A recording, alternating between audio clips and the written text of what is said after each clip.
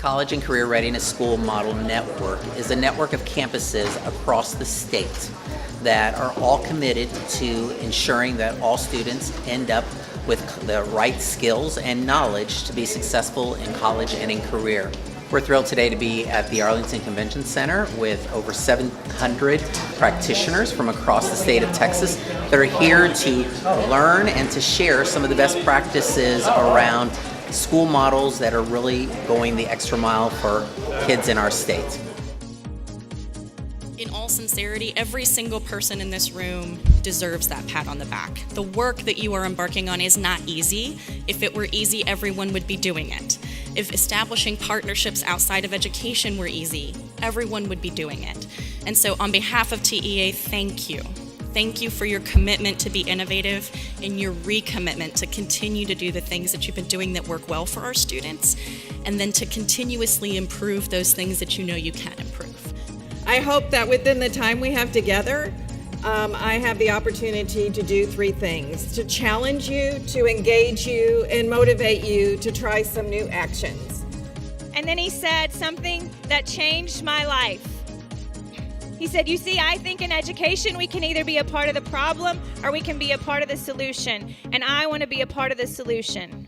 I would love for our attendees to get three things. One, I want them to find a network of people who can help them solve their problems.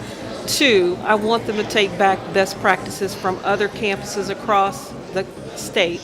And three, I just want them to know that they are important. We want this group of educators to know that we are celebrating their successes, and we know that this next year will be their best year ever. So we intend to be their spark that inspires. I graduated from Garza Early College High School with my associate's degree before my high school diploma, which was a tremendous accomplishment considering that my parents did not graduate high school or go to college. When I was in high school, I knew that I wanted to go back and work with teenagers, and I thought, what a great way to give back to my community than to go back to the school that I graduated from and help those students take charge of their own education and do the same thing and become successful as first generation college students and their families. And it's just been amazing to see my students graduate and do that.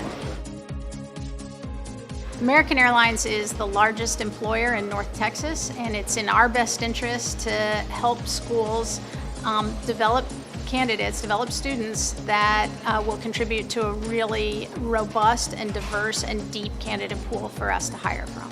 I think one thing that the educators who came here today will find is unique about American is that when you think about American, you think pilots, flight attendants, maybe the people that work at the airport, but I think they're going to be amazed today to know that we have hundreds, maybe even thousands of different types of jobs that we hire for at American. I hope that the educators that we've had the opportunity to talk to today, I hope that they learn that there's an incredible opportunity for their students. And we're in a new era of aviation, a new era where career progression is unprecedented. I learned so much, actually.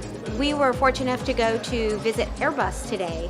And so we were having conversations. We had a wonderful panel of people from HR to some of their engineers and pilots, and we kept just hounding with questions. What do our students need to know to get the kind of jobs that are paying the money here at Airbus?